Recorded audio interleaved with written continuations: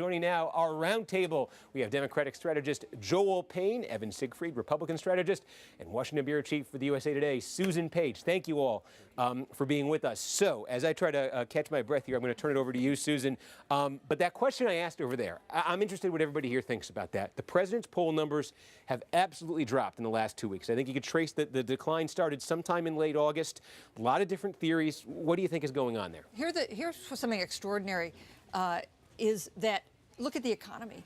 The unemployment rate's below 4%, the growth rate is above 4%, and the president is dropping in polls. That is, I think, if not unprecedented, close to unprecedented. So what's doing that, causing that, I think, is a consistent volley of stories that raise questions about his leadership, his stability, questions about the chaos in the White House. That's been a consistent message from the Bob Woodward book, from the New York Times op-ed, and I think that is accumulating to have a real effect on voters' willingness to stick with Donald Trump. So Susan is going with it's an accumulation of things. It's Paul Manafort. It's what do you think, Evan? I think it is partially there's a disconnect on the economy. When you look at polling, it says that with the tax reform plan that we passed in December, only 16 to 19% of each demographic that isn't a Republican says they're paying less in taxes now. And it's the same with the good economy. Are you better off than you were in 2016? And most people say they're either the same or it's worse, and they're struggling to pay their bills. And then when you have things like health care, costs going up,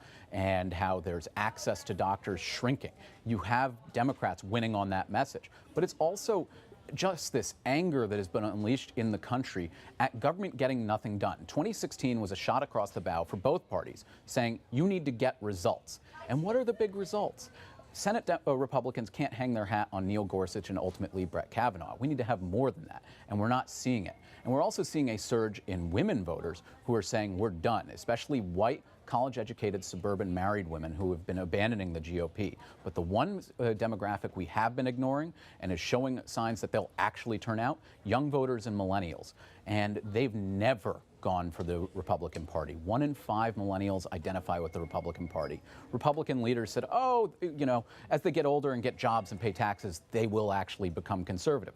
But we are older. We are, the oldest millennials are 37 years old, have jobs, are paying taxes, are saving for college for their kids, and they still say the Republican Party doesn't represent me. Well, let me stay in this question of trying to diagnose this. What do you think it is, Joel, in the last couple of weeks? You know, Evan, you talked about they're not getting anything done. They are getting things done, actually. 2 Supreme Court nominees, a tax bill, a rollback of all the Obama-era regulations. I think Republicans are getting plenty done. I think voters are saying, we don't like what you're getting done. We don't feel the effect of it at home. That tax law is incredibly unpopular. It's been sinking ever since it passed, and it keeps dropping, and there's no bottom to it. That health care law that Republicans are trying to repeal, that's incredibly unpopular. Democrats in places like West Virginia, Joe Manchin, hammering Republicans on that.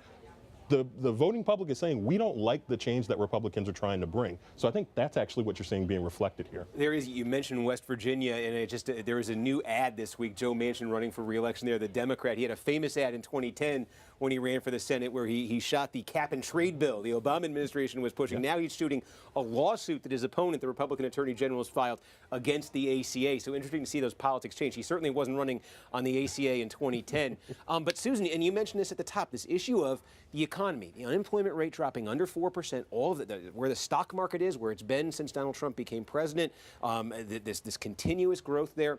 Is this a case where there is more to the economic story, where there is more unease, more anxiety there beneath the surface than those statistics capture? Or is this a case where our politics have just changed in a way where that old formula about, good economy equals good approval rating just doesn't apply anymore? Well, there is some disparity in how good the economy is depending on where you sit, right? Wealthy people have done better than blue-collar workers in this economy. But the fact is the economy is pretty good, and people often even credit President Trump with bringing in some policies that have helped that.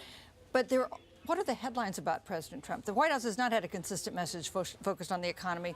The message from the White House is defending themselves from all these negative stories that portray the White House chief of staff calling the president an idiot, or the president being disparaged by the defense secretary.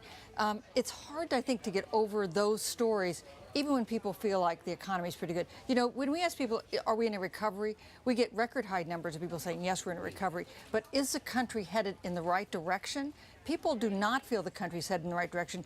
That's often driven by the economy. But with this White House, with this administration, it's not being driven by something else. Those two things have become separated. Is there a way, I say Trump's approval rating down to 41, may go lower based on some of the numbers we've been seeing.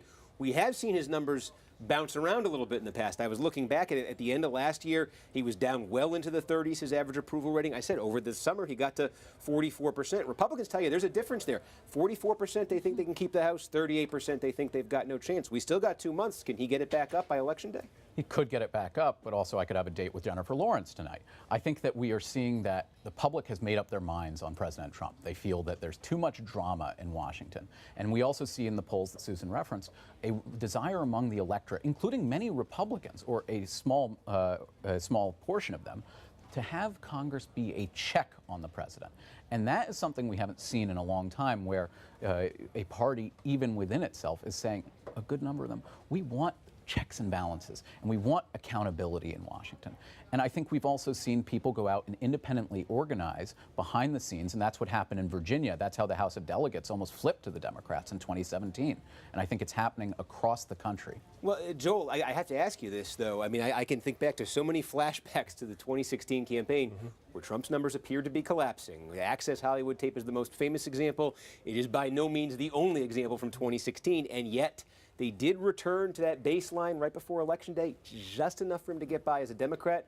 Are you apprehensive that history could repeat itself that way? You know, I think it's different here because the president's not on the ballot this time, right? And I think that actually works against Republicans. Unfortunately, from the perspective of a Democrat, President Trump does have a very strong base following, but I think very similar to what Democrats were facing in 2016, where you had Barack Obama, who was very visible, but he's not on the ballot. So you're counting on him to turn people out and get people excited, but he's actually not the person people are voting for. Donald Trump's not the person who people are voting for. They're voting for either Joe Donnelly or Mike Braun in Indiana. They're voting for John Tester or the Republican, or they're voting for, Heidi Heitkamp or someone else in North Dakota. They're not voting for Donald Trump. And so they don't actually have that opportunity to go out and to say, we're going to cast an affirmative vote for Donald Trump. And I think you're going to see that reflected. All right, I'm going to head back over now to our panel. Rejoining us, we got Joel Payne, Evan Siegfried, and Susan Page. And I almost timed that perfectly. Now I'm back. I just thought, and I said this to Evan, I'm curious what you guys make of this too, just this idea that I do think there's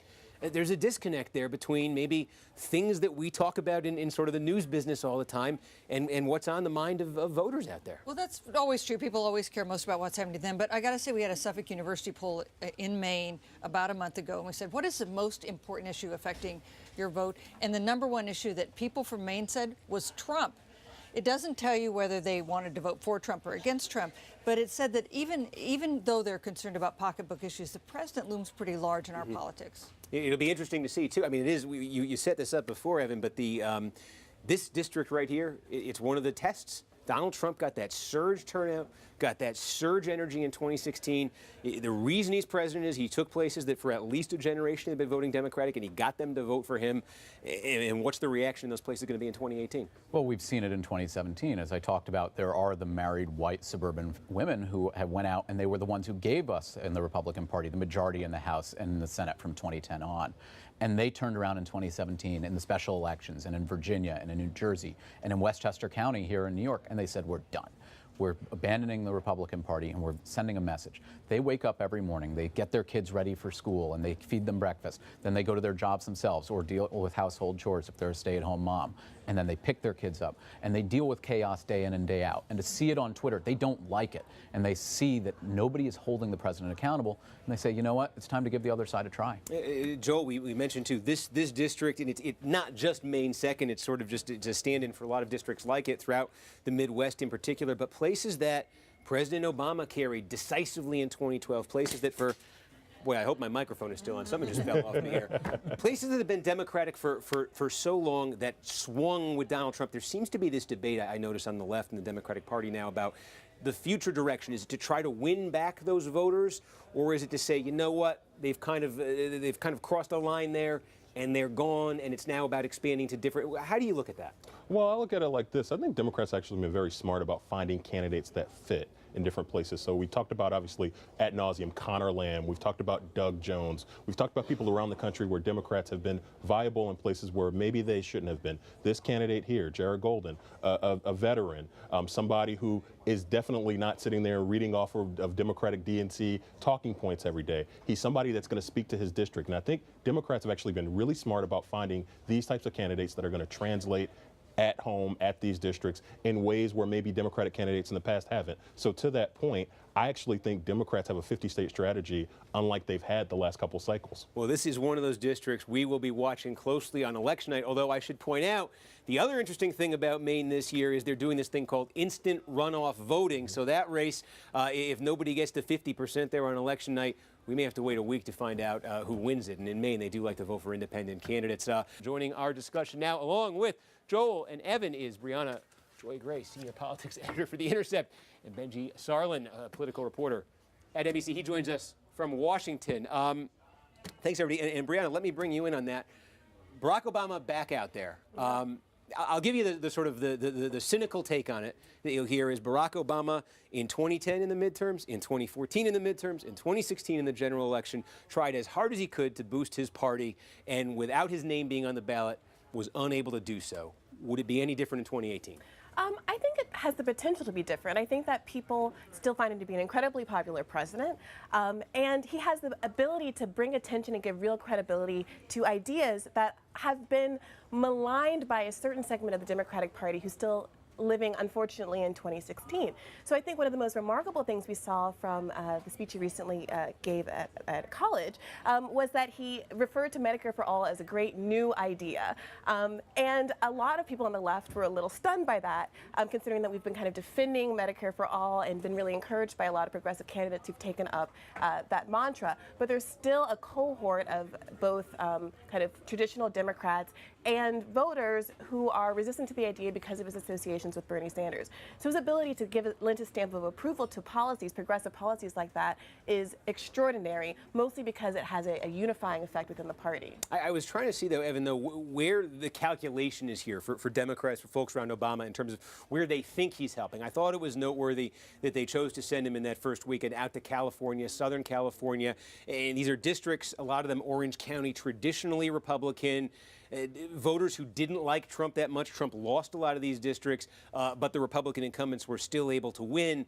It seems like that sort of old original appeal of Obama, the guy who said there's no red states and blue states in 2004, they still think that can work in districts like that. Well, first of all, he's very popular with the base, and I think with the majority of the country. I'm a Republican, and I like Barack Obama as a person. I think he's an incredibly decent and good man at his heart. I disagree with him on policy, but I think there are a lot of Americans who feel that way. And if you contrast that to what we see from the White House today, that is a stark reminder of this is what Democrats could be, and they're hoping that it could rub off on other Democratic candidates. And then you also have the fundraising ability of Barack Obama. He attaches his name to a Democratic candidate who might be having a little bit of money problems or needs that extra push over the hill. And Barack Obama can be that person who helps out. I am a little worried when he takes shots directly at President Trump. Yes, these are unusual times, but it sets a precedent. What will Trump do? Or what would somebody who's a successor 10, 20 years down the line? Will it now be the new norm to say, I don't like your policy? I think presidents should stay out of it. But Republicans, we are campaigning with a former president as well, George W. Bush. He's with Rick Scott right now doing a ton of fundraising. That is the amazing thing, too, about this moment. We show where George W. Bush ended up and where he was in 2010, the sort of political resurrection of George W. Bush.